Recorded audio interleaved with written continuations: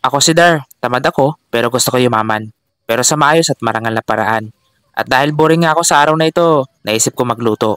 Nakita ko kasi ang isang piling na saging na nakatambak lang sa gilid ng bahay namin. Nabili daw ito ng nanay ko sa mga katutubong naglalako. Kaya naisip ko, gayahin ko kayo yung mga napanood ko sa TikTok. Banana chips, pang merienda at the same time, pwedeng pang negosyo. Well, dahil wala naman akong ginagawa, sinimulan ko ang paggawa ng banana chips. First time ko nga pala itong gawin. Hinugasan ko muna ang saging ng malinis na tubig para matanggal ang mga dumi. Kakapit kasi ito kapag binalatan mo na ang saging. At matapos yan, inumpisahan ko ng balatan.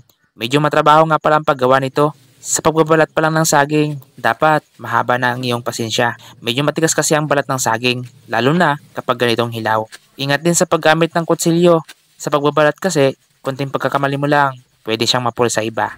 Aray ko! Pwedeng mahiwang iyong mga kamay.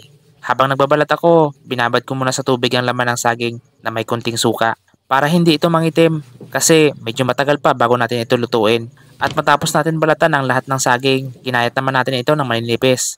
Much better kung meron kayong slicer. Bukod sa mabilis lang yung trabaho, pantay-pantay din ang nipis ng saging. Mura lang ito sa Shopee.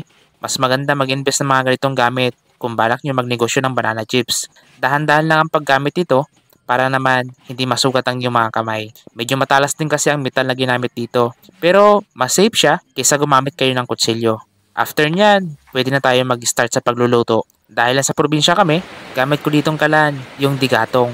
Sabi nila, isa daw sa mga sikreto ng mga kusinero kung bakit masasarap ang mga niluluto nila dahil daw ang kalan nilang ginamit ay digatong. Well, di ko rin maintindihan pero para sa akin, nakadepende pa rin yan kung paano mo lutuin ang isang pagkain. Anyway, dahil ipiprito natin siya, sa kawali natin siya niluto. Dapat maraming mantika, yung lubog na lubog ang saging para di siya magdikit-dikit at syempre para pantay ang pagkakaluto niya. Pag hindi kasi pantay ang pagkaluto niyan, mabilis siyang lumambot at posibleng masira agad ang banana chips mo. Hindi naman siya magastos sa mantika kasi sa 5 kilong saging, halos 2 buti at kalahati lang ang nagamit natin. Hinintay ko lang na mag golden brown. Tulad nito, medyo crispy na siya. Pwede mo na siyang hanguin. Paulit-ulit lang na proseso ang ginawa ko para naman sa mga saging pa na natitira. After nyan, kailangan ulit natin siyang isalang sa mantika. And this time, lalagyan naman natin siya ng asukal na tinunaw sa suka. Nilagyan na rin natin ng kaunting tubig para balance ang lasa. At nilagyan natin ng paunti-unti sa ating banana chips. Dapat continuous ang paghalo para hindi masunog at magdikit-dikit ang mga saging. Kapag alam nyo nang kumapit na ang lasa, pwede nyo nang hanguin. Set aside nyo muna hanggang sa lumamig. At the same time, tumulo ang mantika sa mga saging. At sa packaging naman, gumamit ako ng packaging pouch na may ziplock para mas kaaya-aya at unique ang ating packaging. At syempre, hindi mawawala dyan ang ating label. Nilagyan ko lang ng ating sticker para mas presentable sa mga client at sa mga customer na bibili sa ating product. At syempre, para mas tumagal ang lutong ng ating product, gumamit tayo ng impulse sealer para masil ng maayos ang packaging pouch natin.